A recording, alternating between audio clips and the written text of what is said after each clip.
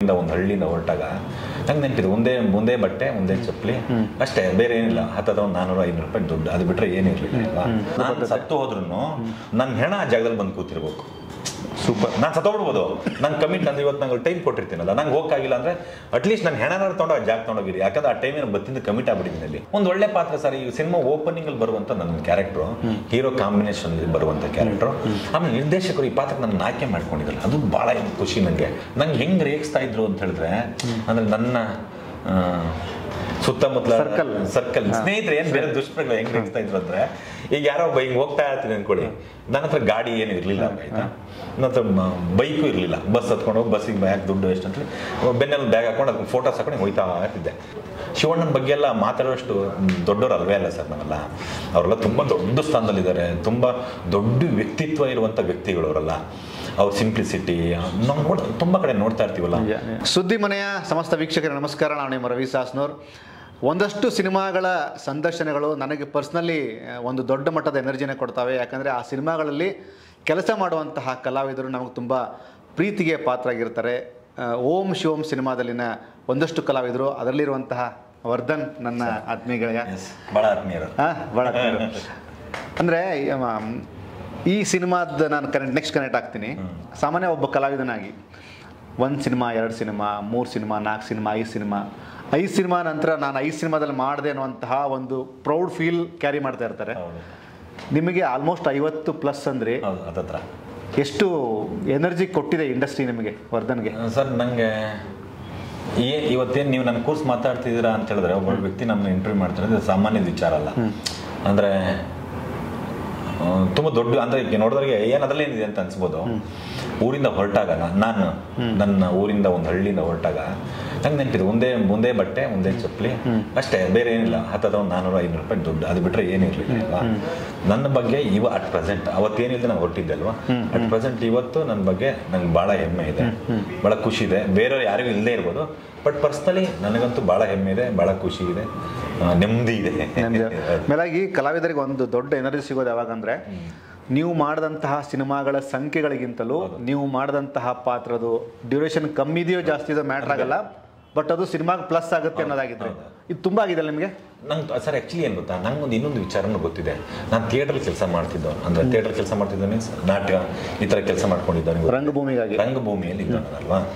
ನೀವು ಪುಟ್ಟ ಪಾತ್ರ ನನಗೆ ಕೊಡಿ, ಆ ಪಾತ್ರನ ನನ್ನ ಪರ್ಫಾರ್ಮೆನ್ಸ್ ಮುಖಾಂತರ, ನಟಿಸೋದ್ರ ಮುಖಾಂತರ ಆ ಪಾತ್ರನ ತುಂಬ ದೊಡ್ಡದಾಗಿ ಮಾಡ್ಕೊಳ್ಳುವಂಥ ಕಲೆ ನಂಗೆ ಐ ಥಿಂಕ್ ನಂಗೆ ಗೊತ್ತಿದೆ ಅಂತ ಅಂದ್ಕೊಂಡಿದ್ದೀನಿ. ಹಾಗಾಗಿ ನಂಗೆ ಯಾವುದೇ ಚಿಕ್ಕ ಪಾತ್ರ ಬಂದಾಗಲೂ ಅದನ್ನು ತುಂಬ ಒಂದೇ ದಿನ ಕೆಲಸ ಮಾಡಲಿ, ಆ ಪಾತ್ರನ ತುಂಬ ದೊಡ್ಡದಾಗಿ ಆ್ಯಕ್ಟ್ ಮಾಡಿ ಆ ಪಾತ್ರನ ಬೇರೆ ಥರ ಎಕ್ಸ್ಟಾಬ್ಲಿಷ್ ಮಾಡೋ ಶಕ್ತಿ ನನಗಿದೆ ಅಂತ ನನ್ನ ಮನಸ್ಸಲ್ಲಿ ಅಂದ್ಕೊಂಡಿದ್ದೆ. ಆ ಥರ ನಾನು ಕೆಲಸ ಮಾಡಿದ್ದೀನಿ ಕೂಡ. ಅದು ನಿಮಗೆ ಗೊತ್ತಿದೆ, ಉಗ್ರಂ ಅಂತ ಒಂದು ಸಿನಿಮಾ, ನಿಜ, ಬರೀ 1.5 ನಿಮಿಷ ಬರೋ ಡ್ಯೂರೇಷನ್ ಬರುವಂಥ ಪಾತ್ರ. ಇವತ್ತು ಎಲ್ಲೇ ಹೋದ್ರು ಜನ ಆ ಪಾತ್ರದ ಬಗ್ಗೆ ನಂಗೆ ಮಾತಾಡ್ತಾರೆ. ಸೊ ಆ ಕಾನ್ಫಿಡೆನ್ಸ್ ಮೇಲೆ ಹೇಳ್ತಾ ಇದೀನಿ, ಒಂದು ದಿನ ಕೆಲಸ ಮಾಡಿದ್ರು, ಒಂದು ಸೀನು, ಒಂದು ಡೈಲಾಗ್ ಕೊಟ್ಟರು ಆ ಪಾತ್ರನ ತುಂಬ ದೊಡ್ಡ ಪಾತ್ರ ಮಾಡೋ ಒಂದು ಶಕ್ತಿ ನನಗಿದೆ. ಅದನ್ನು ಮಾಡ್ಕೊಂಡು ಹೋಗ್ತೀನಿ. ಇಲ್ಲಿ ನಾನು 2 ವಿಚಾರ ಕನೆಕ್ಟ್ ಆಯ್ತು ನನಗೆ. ಒಂದು, ರವಿಚಂದ್ರನ್ ಅವ್ರು ಹೇಳಿದಂಥ ಒಂದು ಮಾತು, ನಿಮ್ಮ ಫೇವ್ರೇಟ್ ಕೂಡ ಅವರು. ಎರಡನೇದು ಬರೀ ಫೇವ್ರೇಟ್ ಅಲ್ಲ, ನಮ್ಗೊಂಥರ ಗಾಡ್ ಫಾದರ್, ದೇವ್ರಿದ್ದಾಗ. Very nice. ಜೊತೆಗೆ ಅಣ್ಣವ್ರು ಹೇಳಿದಂಥ, ಅಣ್ಣವ್ರು ಹೇಳಿದ ವಿಷಯಕ್ಕೆ ಬರ್ತೀನಿ ನಾನು. ಈ ರಂಗಭೂಮಿ ಅನ್ನೋದು ಒಬ್ಬ ಮಹಾತಾಯಿ ಅಂತವಳು. ಈ ಸಿನಿಮಾ ಅನ್ನೋದು ಆ ಮಹಾತಾಯಿಗೆ ಒಬ್ಬ ಮಗಳು ಇದ್ದಂಗಂತೆ. ಈ ಸೀರಿಯಲ್ಗಳು ಮೊಮ್ಮಕ್ಕಳಿದ್ದಂಗೆ ಅಂತ. ಇದು ನೀವು ಕನೆಕ್ಟ್ ಮಾಡ್ತೀರಾ ರಂಗಭೂಮಿನ ಮಹಾತಾಯಿ? ನಂಗೆ ಹೆಂಗೆ ಅಂತ ಹೇಳಿದ್ರೆ, ರಂಗಭೂಮಿಯಲ್ಲಿ ನಾವು ಕೆಲಸ ಮಾಡುವಾಗ, ಈಗ ನಾನು ಆ್ಯಕ್ಟ್ ಮಾಡುವಾಗ ರಂಗಭೂಮಿಯಲ್ಲಿ ನಾನು ಹೀರೋಗಿ ಆ್ಯಕ್ಟ್ ಮಾಡ್ತಿದ್ದೆ, ನಾಟಕಗಳನ್ನ ಮಾಡ್ತೀನಿ. ಸಾಮಾನ್ಯವಾಗಿ ನಾಟಕಗಳನ್ನ ಒಂದು 3-4 ನಾಟಕ ಮಾಡಿದ್ದೀನಿ, ಅದು ಹೀರೋನೇ ಮಾಡಿದ್ದು ನಾನು. ಬಟ್ ಅಂದರೆ ನಾನು ಅಲ್ಲಿ ಹೋಗೋ ಬಿಫೋರು ಅಷ್ಟೊಂದು ಐಡಿಯಾ ಇರಲಿಲ್ಲ. ಹೀರೋ ಅಂದರೆ ಸಿನಿಮಾ ಹೀರೋ ಥರ ಅಂದ್ಕೊಂಡ್ಬಿಟ್ಟಿದ್ದೆ. ಅಲ್ಲಿ ಹೋದ್ರೆ ನೀವೆಲ್ಲ ಕೆಲಸ ನೀವೇ ಮಾಡಬೇಕು.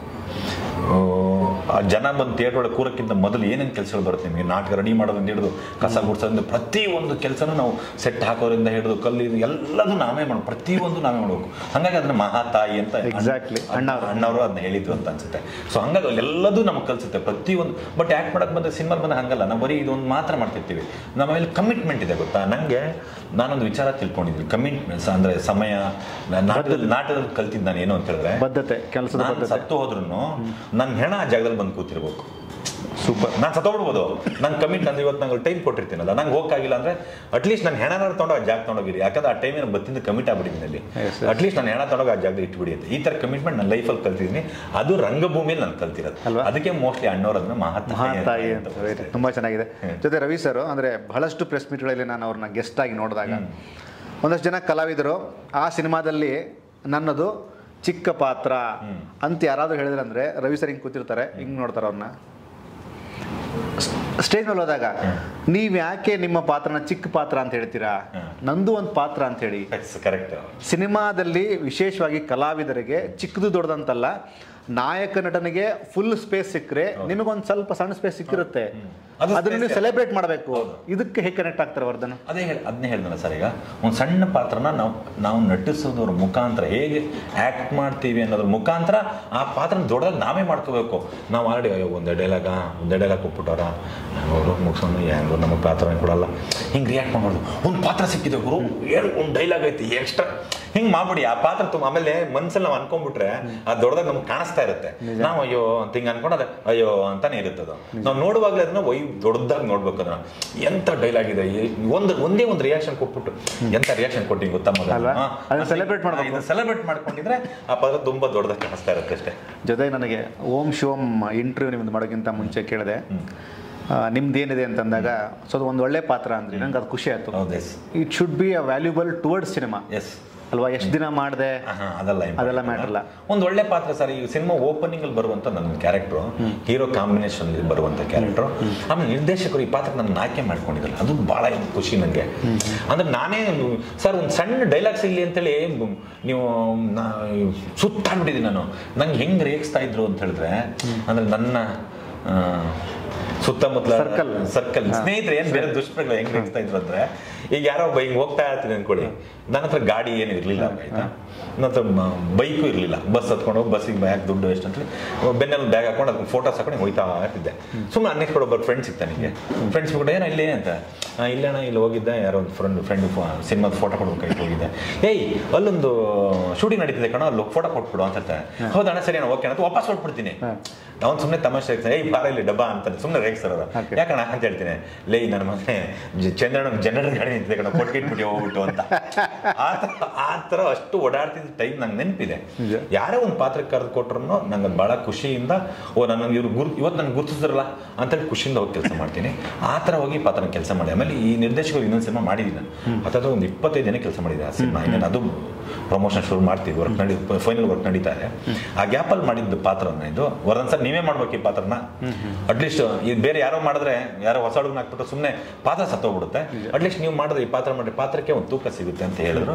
ಆ ಖುಷಿಗೆ ಭಾಳ ಆ ಮಾತಿಗೆ ಖುಷಿಯಾಗಿ ಪಾತ್ರ ಮಾಡಿದ್ದೀನಿ. Very nice. ಜೊತೆಗೆ ಇಂಡಸ್ಟ್ರಿಗೆ ಬಹಳಷ್ಟು ಜನ ನಾಯಕ ನಟರು ಬರ್ತಾರೆ. ಅದು ಪೂರ್ಣ ಪ್ರಮಾಣದ ನಾಯಕ ನಟರಾಗಿ ಬರ್ತಾರೆ, ಒಂದಷ್ಟು ಜನ ಪೋಷಕ ಕಲಾವಿದರಾಗಿ ಬರ್ತಾರೆ. ಬಟ್ ಯಾವಾಗ ಈ ಥರದ ಸಿನಿಮಾಗಳು ಬಂದಾಗ, ಓಂ ಶಿವಂ ಸಿನಿಮಾಗಳು ಬಂದಾಗ ಒಬ್ಬ ನಿರ್ಮಾಪಕ ಬರ್ತಾನೆ, ಒಬ್ಬ ನಾಯಕ ನಟ ಬರ್ತಾನೆ. ಇದು ನೀವು ನಿಮ್ಮ ಹಳೆ ದಿನಗಳಿಗೆ ಕನೆಕ್ಟ್ ಮಾಡ್ಕೊಂಡ್ರೆ ಈ ಥರದ ಚೇಂಜಸ್ಗಳು, ಈ ಥರದ ಪ್ರಕ್ರಿಯೆಗಳು ಯಾವ ಕಾರಣಕ್ಕೆ ಆಗಬೇಕು ಇಂಡಸ್ಟ್ರಿಗೋಸ್ಕರ? ಅಲ್ಲ ಸರ್, ಅಂದರೆ ಹೊಸ ನಿರ್ಮಾಪಕರು, ಹೊಸ ಹೀರೋಗಳು ಅಂದರೆ ನಮಗೆ ಡೈಲಿ ಬಂದಂಗೆ ಬರ್ತಾ ಇರಬೇಕು, ಫ್ಲೋ ಜಾಸ್ತಿ ಇರ್ಬೇಕು ಯಾವತ್ತು. ಫ್ಲೋ ಅಂದರೆ ಸುಮ್ಮನೆ ವೇಸ್ಟ್ ಸಿನಿಮಾಗಳು ಬರಬಾರ್ದು. ಸುಮ್ಮನೆ ನಾನು ಹೀರೋ ಆಗಬೇಕು ಅಂತೇಳಿ ನಾನು ನಮ್ಮ ಹತ್ರ ದುಡ್ಡಿದೆ ನಾವು ಹೀರೋ ಆಗೋಣ, ನಮ್ಮ ತಂದೆ ದುಡ್ಡಿದೆ ಹಂಗೆ ಬರಬಾರ್ದು. ತುಂಬ ಸೀರಿಯಸ್ ಆಗಿ ವರ್ಕ್ ಮಾಡ್ಕೊಂಡು ಬರ್ಬೇಕು. ಎಲ್ಲರೂ ಯಾರೇ ಬಂದರು, ಪಾತ್ರ ಮಾಡೋಕ್ಕೆ ಬಂದರು, ಹೀರೋ ಮಾಡೋಕ್ಕೆ ಬಂದ್ರು, ಆ ಥರ ವರ್ಕ್ ಮಾಡ್ಕೊಂಡು ಬಂದಿರೋದು ಭಾರ್ಗವ್. ತುಂಬ ಕೆಲಸ ಮಾಡಿ ಈ ಕತೆ ಮಾಡೋಣ ಅಂತ ಫಿಕ್ಸ್ ಆದಮೇಲೆ ಅವ್ರು ಹೋಗಿ ಪ್ರಿಪೇರ್ ಆಗಿದ್ದಾರೆ ಗೊತ್ತಾ. ಈಗ ಉದಾಹರಣೆ ರೀಸೆಂಟಾಗಿ ನಾವು ಜೂನಿಯರ್ ಅಂತ ಒಂದು ಸಿನಿಮಾ ಮಾಡಿದ್ವಿ, ಆ ಹೀರೋ ರೆಡಿ ಆಗಿದ್ದು ನೋಡಿದ್ರೆ ತಲೆ ಕೆಟ್ಟೋಗ್ಬಿಡ್ತೀವಿ. ಇಷ್ಟು ಮಂದಿ ಶ್ರೀಮಂತರ ಮಗ ಇಷ್ಟೆಲ್ಲ ರೆಡಿ ಆಗ್ಬೋದಾ ಅಂತ ಅನ್ಸ್ಬಿಡ್ತದೆ. ನಾವು ದುಡ್ಡಿದ ಒಂದು ಸಿನಿಮಾ ಮಾಡಿ ಹೊರಟೋಗೋಣ ಆ ಥರ ಅಲ್ಲ. ಬಟ್ ಭಾರ್ಗವ್ನ ಈ ಥರ ತುಂಬ ಪ್ರಿಪೇರ್ ಆಗಿ ರೆಡಿಯಾಗಿ ತುಂಬ ಪ್ರೀತಿ ಇಟ್ಕೊಂಡು ಸಿನಿಮಾದಲ್ಲಿ ನಾನೇನೋ ಮಾಡಬೇಕು ಅಂತ ಅನ್ಕೊಂಡು ಬಂದಿದ್ದಾರೆ. ಸೊ ಆ ಥರ ಬಂದಿರೋ ಈ ಥರ ಹುಡುಗರು ತುಂಬ ಜನ ಬರ್ಬೇಕು. ತುಂಬ ಜನ ಬಂದರೆ ಒಂದಷ್ಟು ಜನಕ್ಕೆ ಎಲ್ಲರೂ ಕೆಲಸ. ಈಗ ನೋಡಿ ಸರ್, ನೀವು ಕೆಲಸನೇ ನಾನು ಕೆಲಸನೇ ಎಲ್ಲ ಕೆಲಸ ಅಲ್ಲ, ಪ್ರಕ್ರಿಯೆ ನಡೀತಾ ಇರಬೇಕು. ಡೈಲಿ ಹೊಸದು ಬರ್ತಿರ್ಬೇಕು. ಬಟ್ ಎಲ್ಲರೂ ತುಂಬ ಪ್ರೀತಿಯಿಂದ ಶೋಕಿಗೆಲ್ಲ ಸಿನಿಮಾ ಮಾಡಬಾರ್ದು. ತುಂಬ ಪ್ರೀತಿ ವಿಶ್ವಾಸದಲ್ಲಿ ಕೆರಿಯರ್ನ ಜ್ಞಾಪಕ ಇಟ್ಕೊಂಡು ಕೆಲಸ ಮಾಡಿದ್ರೆ ಖಂಡಿತವಾಗ್ಲೂ ಒಳ್ಳೆ ಸಿನಿಮಾ ಬರಬೇಕು. ಲಾಸ್ಟ್ ಟೈಮ್ ನಿಮ್ಮನ್ನ ಮಾತಾಡಿಸಿದ್ದಕ್ಕೂ ಈಗ ಒಂದು ಮೆಚುರಿಟಿ ಕಾಣಿಸ್ತೆ ಅಂದ್ರೆ ಅದು ಕಾಲಕ್ರಮೇಣ ಬಂದ್ಬಿಡುತ್ತಲ್ಲ, ಹೆಜ್ಜೆ ಇಟ್ಟಂಗೆ ಒಂದೊಂದು ಹೆಜ್ಜೆಗೆ ಅದು ಚೇಂಜ್. ನೀವು ಬಂದಾಗ ಇಂಡಸ್ಟ್ರಿ ನಿಮ್ಮನ್ನ ನೋಡಿದಂತ ರೀತಿ ಒಂದಷ್ಟು ಜನ ಸೀನಿಯರ್ಸ್ ನಮ್ಮ ಹುಡುಗ ವರ್ಧನ್ ಅಂತ ಅಂದಂಗೆ ನಮ್ಮ ಹುಡುಗರು ಚೆನ್ನಾಗಿ ಸುದ್ದಿ ಅವರಾಗಲಿ ಯಶ್ ಅವರಾಗಲಿ ನೀವಾಗಲಿ ಅಂದರೆ ಈ ಥರದ ಹುಡುಗರನ್ನ ಸಪೋರ್ಟ್ ಮಾಡಿದಾಗ ಒಂದಷ್ಟು ಒಳ್ಳೆ ಸಿನಿಮಾಗಳು ಬರ್ತವೆ. ಇನ್ನೊಂದಷ್ಟು ಒಳ್ಳೆ ಪ್ರಾಜೆಕ್ಟ್ ಬರ್ತವೆ. ಇನ್ನೊಂದಷ್ಟು ನಾವು ಕೆಲಸ ಮಾಡ್ತಿರ್ಬೋದು ಸರ್, ಕಂಟಿನ್ಯೂಸ್ ಕೆಲಸ ಮಾಡ್ತಿರ್ಬೇಕು. ಸುಮ್ಮನೆ ಕೂರಬಾರ್ದು. ಸುಮ್ಮನೆ ಏನೋ ಒಂದು ಲೈಫಲ್ಲಿ ಬೆಳಿಗ್ಗೆ ಇದ್ದರೆ ₹100 ದುಡಿಯೋಕ್ಕಾರೆ ಒಂದು ಕೆಲಸ ಅಂತಿರ್ಬೇಕು. ಸುಮ್ಮನೆ ಮಲ್ಕೊಂಡು ಏನು ಮಾಡೋಣ ಅಂತ ಯೋಚನೆ ಮಾಡೋಂಗಿರ್ಬಾರ್ದು. ಸೊ ಈ ಥರ ಎಲ್ಲರೂ ನಿರ್ಮಾಪಕ ಹೊಸ ನಿರ್ಮಾಪಕರು ಬರ್ತಾ ಇರಬೇಕು. ಎಸ್, ನಾನು ಎಲ್ರಿಗೂ ಸೇಮ್ ಪ್ರಶ್ನೆ ಕೇಳ್ತಾ ಇದ್ದೀನಿ. ಅಂದರೆ ತುಂಬ ಸ್ಟ್ಯಾಂಡರ್ಡ್ ಪ್ರಶ್ನೆ ಇದು. ಓಂ ಶಿವಮ್ ಅಂದಾಗ ಇಲ್ಲಿ ಓಂ ಶಿವಣ್ಣನ ಸಿನಿಮಾ ಇದೆ, ಶಿವಮ್ ಅಂದಾಗ ಉಪೇಂದ್ರ ಅವರ ಶಿವಮ್ ಆ ಥರ ಒಂದು ಸಿನಿಮಾ ಬಂತು. ಎರಡು ಸೂಪರ್ ಸ್ಟಾರ್ಗಳ ಸಿನಿಮಾ ಕ್ಲಬ್ ಆಗಿದೆ ಟೈಟ್ಲ್. ಆಕ್ಚುಲಿ ನಂಗೆ ನಾನೇ ಉಪೇಂದ್ರ ಸರ್ ನೀವು ಹೊಸದಾಗಿ ಹೇಳಿದ್ರಿ, ಬಟ್ ನಂಗೆ ಇದು ಓಮೋ ಶಿವಣ್ಣ, ಇದು ಶಿವಣ್ಣನೇ, ಎರಡು ಶಿವಣ್ಣನೇ ಅಲ್ವಾ? ಇಲ್ಲೂ ಎನರ್ಜಿ ಇದೆ, ಇಲ್ಲಿ ಎರಡರಲ್ಲೂ ಎನರ್ಜಿ ಇದೆ ಅಲ್ವಾ? ನಮ್ಮ ಟೀಮು ಖಂಡಿತ ಎನರ್ಜಿ, ಎರಡು ಎನರ್ಜಿ ಸ್ಟಾರ್ ಇಲ್ಲೇ ಇದ್ದಾರೆ. ಓಮಲ್ಲೂ ಶಿವಣ್ಣನೇ ಹೀರೋ, ಶಿವಣ್ಣನ ಹೆಸರು ಇದೆ. ಸುಮ್ಮನೆ ಇಲ್ಲಿ ಓಂ ಅಂದಾಗ ಶಿವಣ್ಣನ ಒಂದು ರೀಕಾಲ್ ಮಾಡೋದಾದ್ರೆ ನೀವು? ನಾವು ಅಂದ್ರೆ ದೊಡ್ಡ ಮನೆ ದೊರೆ, ಆಮೇಲೆ ದೊರೆ ಮಗ, ಯಜಮಾನ್ರ ಮಗ, ದೇವ್ರ ಮಗ, ದೇವರ ಮಗ. ನಂಗೆ ಶಿವಣ್ಣ ಅಂದ್ರೆ ಶಿವಣ್ಣ ಅನ್ನೋದಕ್ಕಿಂತ ಜಾಸ್ತಿ ನಂಗೆ ಯಾವಾಗ್ಲೂ ಅಣ್ಣವ್ರಿಗೆ ನೆನ್ಪು ಬರೋದು ತಲೆಗೆ. ರಾಜ್ಕುಮಾರ್ ಮಗ ಅಂತ. ರಾಜ್ಕುಮಾರ್ ನಾವು ಅಣ್ಣವರೆಲ್ಲ ನೋಡಿಲ್ಲ. ನಾವು ರಾಜ್ಕುಮಾರ್ ಹೆಂಗಿದ್ರು, ಅಣ್ಣವ್ರು ಹೆಂಗಿದ್ರು, ಅಣ್ಣವ್ರು ನಂಗೆ ಫಸ್ಟ್ ಅಪ್ಪು ಸರ್ನ ಇವರಲ್ಲಿ ನೋಡ್ಬೇಕಾದ್ರೆ ನಂಗೆ ಇವ್ರು ಯಾರು ಅಪ್ಪು ಸರ್ ಅಥವಾ ಶಿವಣ್ಣ ತನ ನೋಡ್ಲಿಲ್ಲ. ರಾಜ್ಕುಮಾರ್ ಮಕ್ಕಳು ಬರ್ತಾರೆ. ಈಗ ನಾವು ಊರ್ಲಿದ್ದಾಗಲ್ಲ ಇವ್ರನ್ನೆಲ್ಲ ಹೆಸರಿದ್ದಕ್ಕಿಂತ ಅಣ್ಣವ್ರ ಮಕ್ಕಳು, ರಾಜ್ಕುಮಾರ್ ಅವ್ರ ಮಕ್ಕಳು ಅಂತಾನೆ ನಾವೆಲ್ಲ ಜಾಸ್ತಿ. ಯಾರು ಹೀರೋ ಅಂದ್ರೆ ಈಗ ಯಾವ್ದೋ ಶಿವಣ್ಣನ ಪಿಕ್ಚರ್ ಜನ್ಮ ಜೋಡಿ ಬಂದಿತ್ತು ಅಂತ ಟಿವಿಲಿ. ಯಾರು ಹೀರೋ ಅಂದ್ರೆ ರಾಜ್ಕುಮಾರ್ ಮಗ ಅಂತ ಈ ತರದ ಅಭ್ಯಾಸ ನಮ್ಮ ಊರು ವಿಲೇಜ್ ಅಲ್ಲ ನಮ್ಗೆ ಅಭ್ಯಾಸಗಳಿದ್ದ. ಈಗ ರವಿ ಸರ್ಗೆಲ್ಲ ನಮ್ಮಲ್ಲಿ ಅಟ್ ಪ್ರೆಸೆಂಟ್ ಇವಾಗ್ಲೂ ನಾವಲ್ಲ, ರವಿ ಸರ್ ರಾಮಾಚಾರಿ ಅಂತಾನೆ ಎಲ್ಲರೂ ರಾಮಾಚಾರಿ. ನಾನು ರವಿ ಸರ್ ರಾಮಾಚಾರಿ ಪಿಕ್ಚರ್ ಅಂದ್ರೆ ಫ್ಯಾನ್ ಆಗಿದ್ದು. ನಮ್ಮಲ್ಲೂ ಇವತ್ತು ಯಾರು ಹೇಳಿದ್ರೆ ನಮ್ಮ ಅಮ್ಮಗೆ ಫೋನ್ ಮಾಡಿ ಅಮ್ಮ ರಾಮಾಚಾರಿ ಪಿಕ್ಚರ್ ಶೂಟಿಂಗ್ ಹೋಗಿದ್ದೀನಿ ಅಂತ ಹೇಳೋದು. ನಮ್ಮ ಅಮ್ಮಂಗೆಲ್ಲ ನಮ್ಮ ಅಮ್ಮನ ಇವತ್ತು ರಾಮಾಚಾರಿ ಅಂತಾನೆ ಕರೆಯೋದು. ಹಂಗೆ ಅಣ್ಣವ್ರಿಗೆಲ್ಲ ಅಣ್ಣವ್ರ ಮಗ ಅಂತಾನೆ ಅನ್ಸೋದು. ಶಿವಣ್ಣನ ಬಗ್ಗೆ ಎಲ್ಲ ಮಾತಾಡುವಷ್ಟು ದೊಡ್ಡವರು ಅಲ್ವೇ ಅಲ್ಲ ಸರ್ ನಾವೆಲ್ಲ. ಅವರೆಲ್ಲ ತುಂಬ ದೊಡ್ಡ ಸ್ಥಾನದಲ್ಲಿದ್ದಾರೆ, ತುಂಬ ದೊಡ್ಡ ವ್ಯಕ್ತಿತ್ವ ಇರುವಂಥ ವ್ಯಕ್ತಿಗಳು ಅವರೆಲ್ಲ. ಅವ್ರ ಸಿಂಪ್ಲಿಸಿಟಿ ನಾವು ತುಂಬ ಕಡೆ ನೋಡ್ತಾ ಇರ್ತೀವಲ್ಲ, ಅವ್ರ ಸಿಂಪ್ಲಿಸಿಟಿ ಅದೆಲ್ಲ ನೋಡಿ ನಮ್ಮ ನಾವೇ ಬೇರೆ ಯಾರು ಉದಾಹರಣೆ ತೊಗೊಳ್ಬೇಡ, ನಾವೆಲ್ಲ ಕಲ್ತ್ಕೊಳ್ಳೋದು ತುಂಬ ಇದೆ. ಅದು ನಾನಂತೂ ಅವ್ರು ನೋಡಿ ತುಂಬ ಕಲ್ತಿದ್ದೀನಿ, ಬೇಜಾನ್ ತುಂಬ ಕಲ್ತ್ಕೊಂಡಿದ್ದೀನಿ, ಕಲ್ತ್ಕೋತಾನೂ ಇದ್ದೀನಿ. ಅವ್ರು ಯಾವಾಗಲೂ 100 ವರ್ಷ ಖುಷಿಯಾಗಿರ್ಬೇಕೇನಂತೆ ನಮ್ಮ ಆಸೆ. ಇಲ್ಲ, ನಾನು ಯಾಕೆ ಹೇಳಿದ್ರೆ ಯಾರೇ ಒಂದು ಹೊಸ ತಂಡ ಸಿನಿಮಾ ಮಾಡಲಿ ಅವರಿಗೆ ವಿಶ್ ಮಾಡೋದ್ರಲ್ಲಿ ನಂಬರ್ 1 ಸ್ಥಾನದಲ್ಲಿ ಶಿವಣ್ಣ ಇರ್ತಾರೆ. ನಾನು ತುಂಬ ಹೇಳಕ್ ಬಂದೆ, ಮತ್ತೆ ಅಲ್ಲಿಗೆ ಅದನ್ನ ಹಿಂಗಿಷ್ಟಿಗೆ ಮುಗಿಸಿದೆ ಅಲ್ವಾ. ಎಷ್ಟು ಹೊಸ ತಂಡಗಳಿಗೆ ಕರೆದು ಸಪೋರ್ಟ್ ಮಾಡಿಕೊಂಡು, ಅದು ಏನು ಗೊತ್ತಾ, ಹೆಲ್ತ್ ಕಂಡೀಷನ್ ಇದ್ದಾಗಲೂ ಎಷ್ಟು ಸಪೋರ್ಟ್ ಮಾಡೋದು ಎಲ್ಲಾಗುತ್ತೆ ಸರ್. ಯಾರು ಮಾಡ್ತಾರೆ ಅಂತ ನಾವು ಹೇಳ್ಬಾರ್ದು, ಗೊತ್ತಿಲ್ಲ, ಬೇರೆಯವರು ಮಾಡ್ಬೋದೇನೋ, ಅವ್ರು ಕರೆದೇ ಇರ್ಬೋದೇನೋ ಯಾರೋ, ಬಟ್ ಅವ್ರಂತೂ ಮಾಡ್ತೀಯಾರಲ್ಲ, ಅದು ನಾವು ಎಲ್ಲರೂ ಖುಷಿ ಪಡೋ ವಿಚಾರ. ಚಿತ್ರರಂಗಕ್ಕೋಸ್ಕರ ಅದನ್ನೆಲ್ಲ ಮಾಡ್ತೀಯಾರಲ್ಲ, ಅದು ಬಹಳ ಖುಷಿ ಪಡೋ ವಿಚಾರ. ಮೇಲಾಗಿ ವರ್ಧನ್ ಯಾವುದೇ ಸಿನಿಮಾದ ಭಾಗವಾಗಲಿ ಆ ಸಿನಿಮಾದ ಪ್ರಮೋಷನ್ಗೆ ಅಂತ ಬಂದಾಗ ಮ್ಯಾಕ್ಸಿಮಮ್ ಎನರ್ಜಿನ ಪುಲ್ ಮಾಡಿ ಸರ್ ನಾನು ಖಂಡಿತ ಆಗ್ಬೇಕು, ಚೆನ್ನಾಗಿ ಪಾತ್ರ ದೊಡ್ಡ ಪಾತ್ರ ಅಂತ ಯೋಚನೆ ನಾ ಹೇಳಿದ್ನು ಸರ್. ಈ ಸಿನಿಮಾ ನಾನು ಓಪನಿಂಗ್ ಅಷ್ಟೇ ನನ್ನ ಕ್ಯಾರೆಕ್ಟರ್ ಬರೋದು. ಐ ಥಿಂಕ್ ನಾನು 3 ದಿನ ಕೆಲಸ ಮಾಡೋದು ಈ ಸಿನಿಮಾದಲ್ಲಿ. 3 ದಿನ ಬ್ರದರ್ ರವಿ ಸರ್ ತರ 3 ದಿನ ಕೆಲಸ ಮಾಡಿದ್ದೀನಿ ಸರ್. ಬಹಳ ಖುಷಿ ಇದೆ. ಈ ಸಿನಿಮಾ ಆಲ್ರೆಡಿ ನಾನು ಇದು 8ನೇ ದಿನ ಪ್ರಮೋಷನ್ ಮಾಡ್ತಿರೋದು. ಇನ್ನೂ ಐ ಥಿಂಕ್ ಇನ್ನೂ ತುಂಬಾ ದಿನ ಇದೆ. ಖಂಡಿತವಾಗ್ಲೂ ನಿರ್ದೇಶಕರ ಜೊತೆ, ನಿರ್ಮಾಪಕರ ಜೊತೆ, ಹೀರೋ ಜೊತೆ ನಿಂತಿರ್ತೀನಿ. ಎಸ್, ಒಂದು ಫೈನಲ್ ನೋಟು. ಓಂ ಶಿವಮ್ ಯಾವೆಲ್ಲ ಕಾರಣಕ್ಕೆ ಸ್ಪೆಷಲ್ ಆಗುತ್ತೆ ನಿಮಗೂ ಮತ್ತು ಆಡಿಯನ್ಸ್ಗೂ? ಸರ್, ಓಂ ಶಿವಮ್ ನಂಗೆ ಸ್ಪೆಷಲ್ ಯಾಕೆ ಅಂತ ಹೇಳಿದ್ರೆ, ಪರ್ಸನಲಿ ನಂಗೆ ನಿರ್ದೇಶಕರು ಭಾಳ ಆತ್ಮೀಯರು. ನನಗೆ ಅವ್ರಿಗೆ ತುಂಬ ಒಳ್ಳೇದಾಗಬೇಕು ಅನ್ನೋದು ನನಗೆ ಭಾಳ ಆಸೆ. ಸೂಪರ್. ಯಾಕಂದರೆ ತುಂಬ ಪ್ಯಾಷನ್ ಇದೆ ಅವರಿಗೆ. ಏನೋ ಮಾಡಬೇಕು, ಬೇರೆ ಏನೋ ಮಾಡಬೇಕು ಸರ್, ಇದಲ್ಲ, ಇದನ್ನು ಬಿಟ್ಟು ಬೇರೆ ಇನ್ನೇನೋ ಮಾಡಬೇಕು ಭಾಳ ಅನ್ನೋ ಹಪಾಪಿ ತುಂಬ ಇದೆ ಅವರಿಗೆ. ಅವ್ರು ಸುಮಾರು ವರ್ಷಗಳಿಂದ ಪ್ರಯತ್ನ ಮಾಡ್ತಿದ್ರು, ಆಗಿಲ್ಲ. ಇದು ಅವರು ಡೆಬ್ಯೂ, ಇದಕ್ಕೆ ಮೊದಲೊಂದು ಸಿನಿಮಾ ಮಾಡಿದ್ರು, ಇದು ಡೆಬ್ಯೂ ಸಿನಿಮಾ ಲೆಕ್ಕನೇ ಆ್ಯಕ್ಚುಲಿ ಅವ್ರು ಪ್ರಯತ್ನ ಮಾಡ್ತಿರೋದು. ಅವರಿಗೆ ಅಂದರೆ ನನಗೆ ಅವರಿಗೆ ತುಂಬ ಸ್ಪೆಷಲ್ಲು, ಹಾಗಾಗಿ ಆ ವ್ಯಕ್ತಿ ನಂಗೆ ಸ್ಪೆಷಲ್ ವ್ಯಕ್ತಿ. ಸೊ ಹಂಗಾಗಿ ಈ ಸಿನಿಮಾ ನನಗೂ ಸ್ಪೆಷಲ್. ಒಂದು ಇದು ಹಿಂಗೆ. ಈ ಸಿನಿಮಾ ವಿಚಾರಕ್ಕೆ, ಆಮೇಲೆ ಕಥೆಯ ವಿಚಾರಕ್ಕೆ ಅಂತ ಬಂದರೆ, ಈಗ ಒಂದು 18 ವರ್ಷ 20 ವರ್ಷ ಹುಡುಗರು ಇರ್ತಾರಲ್ಲ, ಅವರು ಯಾರೋ ಲವ್ ಮಾಡಿ ಮದುವೆ ಮಾಡಿಕೊಂಡು ಅಥವಾ ಹಿಂಗೆ ಓಡೋದು ಈ ಥರದ್ದೇನೋ ಆದರೆ ಅವರಿಗೆ ಏನು ನಾಲೆಡ್ಜ್ ಇರೋಕ್ಕೆ ಸಾಧ್ಯನೇ ಇಲ್ಲ ಸರ್. 18 ವರ್ಷದಲ್ಲಿ ನನಗೆ ನನ್ನ ನಾಲೆಡ್ಜ್ ಎಲ್ಲ ಎಕ್ಸ್ಟ್ರಾಡರ್ ಇದ್ಬಿಟ್ರೆ ಲೈಫ್ ಬೇರೆ ಥರ ಮಾಡ್ಕೊಂಡ್ಬಿಡ್ತೀನಿ ಕೆರಿಯರ್. ನಾನು ತುಂಬ ಹಳ್ಳಿಯಿಂದ ಬಂದಿರೋದ್ರಿಂದ ನನಗೆ ಗೊತ್ತಿದೆ, ನಂಗೆ ನಾಲೆಡ್ಜ್ ಇಲ್ಲ ಅಂತ ನನಗೆ ಗೊತ್ತಿದೆ. ಈ ಏಜಲ್ಲಿ ಲವ್ ಆ ಥರದ ಮೇಲೆ ಹೋದರೆ, ಲವ್ ಒಂದೇ ಅಲ್ಲ, ಇದು ಬೇರೆ ಬೇರೆ ಏನೋ ಏನಿದೆ ಕಥೆಗಳಲ್ಲಿ ಇದೆ. ಆ ಥರ ಲೈಫ್ ಕೆರಿಯರ್ ಹಂಗೆ ಮಾಡ್ಕೊಂಡು ಹೋದರೆ ಬದುಕು ಚೆನ್ನಾಗಿರೋಕ್ಕೆ ಸಾಧ್ಯನೇ ಇಲ್ಲ. ಪ್ರೀತಿ ಬೇಕಾದ್ರೆ 18 ವರ್ಷಕ್ಕೆ ಆಗ್ಬಿಡುತ್ತೆ, ಬಟ್ ನೀವು ಬದುಕನ್ನ 18 ವರ್ಷಕ್ಕೆ ಕಟ್ಟಕ್ಕೆ ಅದು ಎಂಥವನ್ನ ಕೈಲೂ ಸಾಧ್ಯನೇ ಇಲ್ಲ. ಅದು ಇಲ್ಲ ಮದುವೆ ಆದ್ರೂ ನಿಮ್ಗೆ ಒಂದ್ 2 ವರ್ಷ 3 ವರ್ಷ ಆಮೇಲೆ ಅದು ಡಮಾರ್ ಗೊಟ್ಟಾನೆ ಅದು ಪಕ್ಕ ಅದು. ಸೊ ಹಂಗಾಗಿ ಆ ಥರದ ಕತೆ ಮಾಡ್ಕೊಂಡಿದ್ದಾರೆ. ಆಮೇಲೆ ಈ ಪಾತ್ರಕ್ಕೆ ಶಿವನ ಒಂದು ಎನರ್ಜಿ ಇದೆ, ಅದೇ ಆಮೇಲೆ ಬರುತ್ತದ. ಬಿಗಿನಿ ಹಿಂಗಾದ್ರೆ ಓಪನಿಂಗ್ ಮತ್ತೆ ಹೀರೋ ಇನ್ನೇನೋ ಮಾಡ್ಲೇಬೇಕಲ್ವಾ. ಸೊ ಆ ಥರದೆಲ್ಲ ತುಂಬಾ ಭಾಳ. ಆಮೇಲೆ ಆ ಹುಡುಗಿ ನಾನು ಕತೆ ಬಗ್ಗೆ ಹೇಳ್ತಿಲ್ಲ, ಈ ಏಜ್ ಗ್ಯಾಪಲ್ಲಿ ನಾನು ತುಂಬ ಕಡೆ ನೋಡಿರ್ತೀನಿ. ಲವ್ ಮಾಡಿ ಓಡೋಗೋರು, ಒಂದು ಓಡೋಗಿರೋ ತಗಲಾಕೊಂಡು ವಾಪಸ್ ಬಂದಿರೋರು, ಮರ್ಡರ್ ಆಗಿರೋರು, ಕೊಲೆ ಆಗಿರೋರು, ಈ ಥರದನ್ನೆಲ್ಲ ಭಾಳ ನೋಡಿದ್ದೀನಿ ನಾನು. ತುಂಬ ಆಗಬಾರ್ದು ಏಜಲ್ಲಿ ಏನೋ ಆಗಿ ಮಾಡ್ಕೊಂಡ್ರಲ್ಲ ಅವ್ರನ್ನೂ ನೋಡಿದ್ದೀನಿ. ತುಂಬ ಏನೋ ಇಲ್ಲೆಲ್ಲೋ ನೋಡೋದು ಬೇಡ, ನಾವು ಈ ಫೇಸ್ಬುಕ್ ಅಲ್ಲೇ ವಿಡಿಯೋಗಳು ನೋಡ್ತಾ ಇರ್ತೀವಿ, ಗಲಾಟೆ ಮಾಡ್ಕೋತಾರೆ, ಹೊಡೆದಾಡ್ಕೋತ ಈ ಥರದಲ್ಲ ಇರ್ತಾರಲ್ಲ, ಅಂಥ ಪೇಯ್ನ್ ಎಲ್ಲ ಗೊತ್ತಾಗಬೇಕಂದ್ರೆ ಈ ಸಿನಿಮಾ ನೋಡ್ಬೇಕು. ಅದ್ರಲ್ಲಿ ಆ ಪೇಯ್ನ್ ಕೂಡ ಇದೆ. ಆ ಥರದೆಲ್ಲ ತುಂಬ ಸ್ಪೆಷಲ್ ಎಲಿಮೆಂಟ್ಸ್ ಎಲ್ಲ ಇದೆ ಈ ಸಿನಿಮಾದಲ್ಲಿ. ಸೊ ಆ ಕಾರಣಕ್ಕೆ ಸಿನಿಮಾ ಸ್ಪೆಷಲ್ ಆಗಿ ಇದೆ. ಆಮೇಲೆ ಇನ್ನೊಂದೇನು ಅಂತಂದ್ರೆ, ಈ ನಮ್ಮ ಪ್ರೊಡ್ಯೂಸರ್ ಇದಾರಲ್ಲ, ಆ ತಂದೆ ಪ್ರೀತಿ ಇದೆಯಲ್ಲ, ನಮ್ಮ ತಂದೆ ಪ್ರೀತಿ ಅಂದ್ರೆ ನನಗೂ ಗೊತ್ತಿದೆ. ನಮ್ಮ ಅಪ್ಪಂಗೂ ಆಸೆ ಆಯ್ತಾನ, ದುಡ್ಡಿದ್ರೆ ನಮ್ಮ ಅಪ್ಪನ ಅಲ್ವಾ, ಅವರು 1 ಕೋಟಿ ಆಗ್ತದೆ 4 ಸಿನಿಮಾ. ಆ ತಂದೆ ಪ್ರೀತಿ ಕಷ್ಟಪಟ್ಟು ಅವರು ಏನೂ ಇಲ್ಲದೆ ಬಂದಿರೋರು ಇವತ್ತು ಒಳ್ಳೆ ಸ್ಥಾನದಲ್ಲಿದ್ದಾರೆ. ಮಗನಿಗೆ ಅವರೇನೋ ಆಕ್ಟರ್ ಆಗ್ಬೇಕಂತ ಆಸೆ ಇತ್ತು, ಅವ್ರ ಮಗನ ಮುಖಾಂತರ ಅದು ನೋಡ್ಬೇಕಂತ ಆಸೆ ಪಟ್ಟಿದ್ದಾರೆ. ಸೊ ಅದೂ ಒಳ್ಳೇದಾಗಲಿ ಅವರಿಗೆ. ಈ ಥರ ತುಂಬ ಇದೆ. ಅಂದರೆ ಅದೆಲ್ಲ ತುಂಬ ಚಿಕ್ಕದಂತ ಅನ್ಸ್ಬೋದು ಹೇಳ್ತಾ ಕೂತ್ಕೊಂಡ್ರೆ. ಇದರ ತುಂಬ ಎಲಿಮೆಂಟ್ಸ್ಗಳಿದೆ, ಹಂಗಾಗಿ ತುಂಬ special cinema. Yes, thank you so much Vardhan. ಅಂದರೆ ತುಂಬ ಪ್ಯೂರ್ ಸಿನಿಮಾ ಪ್ರೀತಿ ಇದು. ಅಂದರೆ ಇಷ್ಟೊತ್ತು ನೀವು ಮಾತಾಡಿದ್ರಲ್ಲಿ ಬರೀ ನಿಮ್ಮ ಬಗ್ಗೆ ಮಾತ್ರ ಮಾತಾಡಲಿಲ್ಲ, ಇಲ್ಲಿ ನಿರ್ಮಾಪಕರ ಮಗನ ಬಗ್ಗೆ ಮಾತಾಡಿ. ಶಿವಣ್ಣ ಬಂದರು, ಉಪ್ಪಿ ಸರ್ ಬಂದರು, ನಿಮ್ಮ ಜರ್ನಿ ಬಂತು. ಓಂ ಶಿವ ಮೂಲಕ ವರ್ಧನ್ ಮತ್ತಷ್ಟು ಬ್ಯುಸಿ ಆಗಲಿ. ನಿಮ್ಮ ಫೇವ್ರೇಟ್ ರವಿ ಸರ್ ಜೊತೆಗೆ ನಿಮ್ಮ ನೋಡೋಕೆ ನಾವು ಕಾಯ್ತಾ ಇದೀವಿ. ಗುಡ್ ನ್ಯೂಸ್ ಕೊಡ್ತೀನಿ. ಆ ವಿಚಾರದಲ್ಲಿ ಇದೆ, ವಿಚಾರ ಇದೆ, ಇವಾಗಲೇ ಬೇಡ ಅಂತ ಹೇಳೋದು.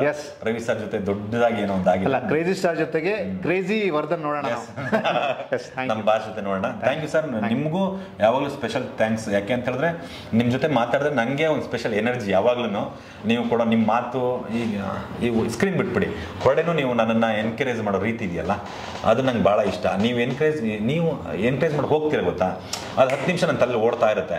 ಇವ್ ಸರ್ ಏನೋ ನಂದಿದ್ದಾರೆ, ಏನೇನು ಹೇಳಿದ್ದಾರೆ, ಇವ್ರ ಎಕ್ಸ್ಪೆಕ್ಟೇಷನ್ ಹಿಂಗಿದೆ ಅಂದರೆ ಅದು ನಾನು ರೀಚ್ ಮಾಡಬೇಕು ಅಂದರೆ. ಯಾಕಂದ್ರೆ ನೀವು ನಂಬಿಕೆ ಇಟ್ಬಿಟ್ಟಿದ್ರಾ, ಇವನೇನೋ ಮಾಡ್ತಾನೆ ಹುಡುಗ ಅಂತ. ಆ ನಂಬಿಕೆ ಗೋಲ್ ರೀಚ್ ಮಾಡ್ಬೇಕಲ್ಲ. ಈಗ ನನ್ನ ತಂದೆನೋ ನನ್ನ ಮೇಲೆ ನಂಬಿಕೆ ಇಟ್ಟಿರಿ, ಇನ್ನೇನೋ ಮಾಡ್ತಾನೆ ನನ್ನ ಮಗ ಅಂತೇಳಿ. ಸೊ ಆ ನಂಬಿಕೆ ಉಳಿಸ್ಬೇಕು ನಾನೇನೋ ಪ್ರಯತ್ನ ಮಾಡ್ತಿರ್ತೀನಿ. ಯಾವುದೋ ಈ ಥರ ನಿಮ್ಮ ಥರ ಸ್ನೇಹಿತರೆಲ್ಲ ಮಾತಾಡಿದಾಗ ನಂಗೊಂದು ಎಕ್ಸ್ಟ್ರಾ ಎನರ್ಜಿ ಬರ್ತಿರ್ತದೆ. ಆ ಥರದಲ್ಲಿ ನೀವು ನಂಗೆ ಯಾವಾಗಲೂ ಎನರ್ಜಿ ಬೂಸ್ಟರ್, ಯಾವಾಗಲೂ ಒಂದು ಎನರ್ಜಿ ಮಾಡೋ, ಈ ಥರ ಇಂಟರ್ವ್ಯೂ ಬಂದಾಗ ಒಂದು ಎನರ್ಜಿ ಕೊಟ್ಬಿಟ್ಟು ಹೊರಟೋಗ್ತೀರಾ.